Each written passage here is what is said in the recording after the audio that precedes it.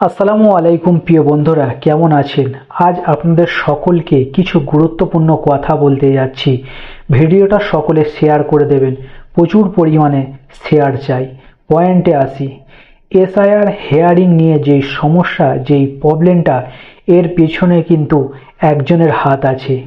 সে হলো নরেন্দ্র মোদী। নরেন্দ্র মোদীর কাজ হলো ভারতে মুসলিমদেরকে পেরেশানি করা, হয়রানি করা, দেশ থেকে তাদেরকে কি করে বের করতে হবে। তো প্রিয় বন্ধুরা, এই বিপদ থেকে বাঁচতে গেলে একটাই রাস্তা আছে। দেখেন, যখন বিপদ এসেছে, নবী মুহাম্মদ সাল্লাল্লাহু আলাইহি ওয়াসাল্লাম কিন্তু সলাতে দাঁড়িয়ে যেতেন, নামাজ পড়তেন, নামাজের মধ্যে আল্লাহর কাছ থেকে সাহায্য চেয়ে নিতেন। আল্লাহ কিন্তু সেই বিপদ কাটিয়ে দিয়েছেন।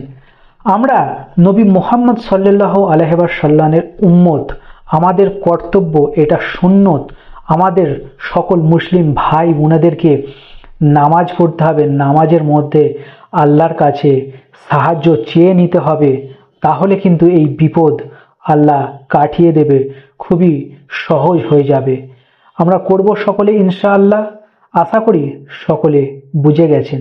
ভালো থাকুন।